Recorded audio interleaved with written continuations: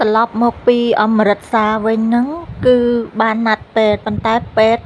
អត់ទាន់បានមានពេលទៅនេទេព្រោះអីពេទ្យជាប់ភ្ជុំបិណ្ឌណាបងប្អូនចាភ្ជុំបិណ្ឌនៅឥណ្ឌាបងប្អូនចាហើយជាប់សៅរ៍អាទិត្យទៀតចាបងប្អូនស្ដាប់អត់ច្រឡំទេនៅឥណ្ឌាគឺមានភ្ជុំបិណ្ឌណាប៉ុន្តែភ្ជុំបិណ្ឌយើងនៅខ្មែរគឺធ្វើសម្រាប់ឧទ្ទិសដល់ប្រេតអីចឹងណាសាច់ញាតិកៃលោកកើតជាប្រេតអីចឹងណានឹងប្រេតគ្មានវិញ្ញាណប៉ុន្តែភ្ជុំបិណ្ឌនៅនឹងឥណ្ឌានេះគឺគេធ្វើសម្រាប់ឲ្យមហាទាំង4គេធ្វើឲ្យយមរាជយមបាលយមទូតនិងមហាកាល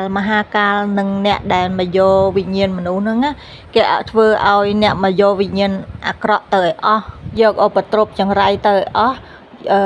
យកអីដែលទុកសោកទៅឲ្យអស់ចឹងណាគេធ្វើឲ្យហើយរូបដែលគេធ្វើមិញហ្នឹងគឺគេមានរូបតូចគេមានរូបធំណាបងប្អូនរូបតូចគឺតូចអញ្ចឹងចំណែករូបធំមាន3ម៉ែត្រ4ម៉ែត្រហើយគេយកទៅដុតបូជាហើយថ្ងៃ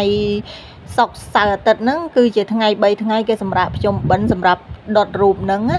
ដុតរូបហ្នឹងអញ្ជើញដំណើរពួកគាត់អញ្ជើញត្រឡប់ទៅវិញហើយយកឧបទ្រពចង្រៃត្រឡប់ទៅវិញអញ្ចឹងណាបងប្អូនអញ្ចឹងបងប្អូនប្រកាសជាឆ្ងល់ហើយថាហេតុអីនៅឥណ្ឌាមានភ្ជុំបិណ្ឌដូចខ្មែរដែរណោះកុំថាឥណ្ឌាដូចខ្មែរយើងដូចគេព្រោះយើងទទួលឥទ្ធិពលពីឥណ្ឌាច្រើនណាយើងដឹងស្រាប់ហើយរាប់រយឆ្នាំមិនមែនរាប់រយឆ្នាំទេរាប់ពាន់ឆ្នាំឯណាបងប្អូនហើយនេះប្តីខ្ញុំគាត់នាំខ្ញុំទៅ shopping ដើរលេងពួកអីទៅជួបពេទ្យក៏មិនបានទៅណាក៏មិនបានមានតែដើរលេងឲ្យខ្ញុំនេះដើរក៏ដើរទៅមើលនេះមើលនោះនៅក្នុង mall គេបងប្អូននៅក្នុងផ្សារទំនើបគេមិនគ្រាន់តែមើលទេចង់ទៅទិញនឹងឯងខ្វាកចង្អប់ហើយចង់ទិញយកមកខ្មែរហ្នឹងប៉ុន្តែទិញវាមិនកើតច្រើនមុខពេកអញ្ចឹងស្អីក៏ចង់បានស្អីក៏ចង់បានអញ្ចឹងណាបងប្អូនប៉ុន្តែគាត់ថាយកទៅដាក់តាំងកប៉ាល់ហោះដល់ប្រហែលគីឡូអញ្ចឹងបានទៅមើលឲ្យបងប្អូនហើយរូបព្រះរូបអីស្អាតណាមានរូបព្រះកណិមានអីស្អាតមែនតែនអញ្ចឹងនាងខ្ញុំក៏ថតរូបថតអីបង្ហាញបងប្អូនទៅអញ្ចឹងណាពួកអីឃើញប្លែកអញ្ចឹងបងប្អូនចាហើយនៅជាប់ថ្ងៃសៅរ៍ថ្ងៃអាទិត្យទៀតសុក្រសៅរ៍អាទិត្យហ្នឹងគឺថ្ងៃគេបន់ណាអញ្ចឹងគេបន់គេហ្នឹងបន់ខុសពីយើងបន់ភ្ជុំបិណ្ឌដូចគ្នាគេធ្វើតាំងពីថ្ងៃទី22ខែកញ្ញារហូតដល់ថ្ងៃទី1ខែ10អញ្ចឹងណាបងប្អូនណាតាមពិតមនុស្សដូចខ្ញុំហ្នឹងមិនសូវចូលចិត្តដើរទេតាំងពីក្មេងមកហើយ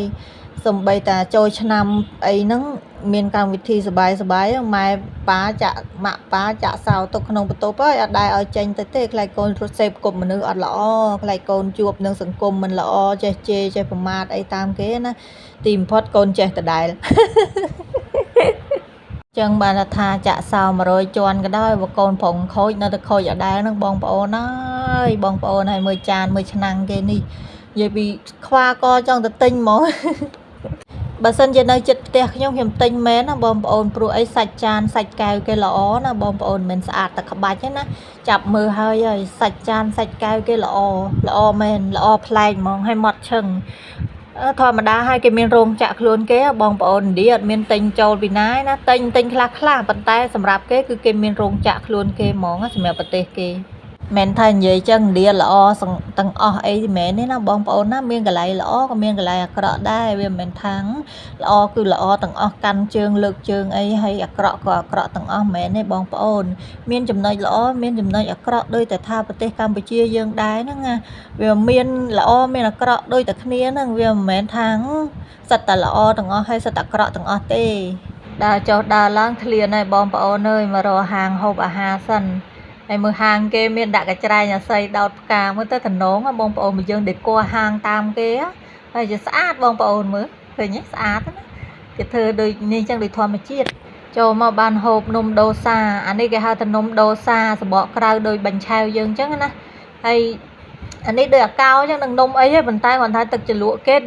មានខ្ទិះដូងមានខ្ទិះដូងដូចយើងចឹងណាបងប្អូនណាចាដល់ពេលហើយអាខាងនោះក៏ខ្ទិះដូងដែរហើយខ្ញុំហ្នឹងញ៉ាំខ្ទិះដូងហ្នឹងហើយខ្ញុំទៅញ៉ាំទឹកដោះគោជូរគេអត់មានជាតិផ្អែមដូចយើងទេណាបងប្អូនកន្លែងប្រទេសគេផលិតទឹកដោះគោខ្លួនគេហ្មងគេខ្ញុំថាញ៉ាំអានំហ្នឹងទៅខ្លាចវាស្ទះនៅក្នុងពោះបត់ជើងអត់ចេញវាធ្វើឲ្យយើងឆ្អែតដល់យូរថ្ងៃអញ្ចឹងណាអញ្ចឹងខ្ញុំសាកញ៉ាំទឹកដោះគោទៀតទៅហើយញ៉ាំទឹកផ្លែឈើស្រស់មានអីរាកដូចអីអញ្ចឹងព្រឹកឡើងញ៉ាំ ទឹកផ្លែឈើច្របាច់ហើយទឹកក្រូចច្របាច់ហើយញ៉ាំនំដូសាហ្នឹងដាក់នេះទៀតដាក់ទឹកដោះគោជូរទៀតមានអីចុកពោះចឹងវីដេអូនេះមានតែប៉ុណ្្នេះទេជម្រាបជូនបងប្អូននិងអញ្ជើញបងប្អូនទស្សនាកំសាន្តចាអញ្ចឹងនៅមានវីដេអូថ្មីៗទៀតសូមកុំភ្លេចតាមដាន page និងចុច follow ផងចាសូមអរគុណសូមជម្រាបលាជួបគ្នាវីដេអូក្រោយ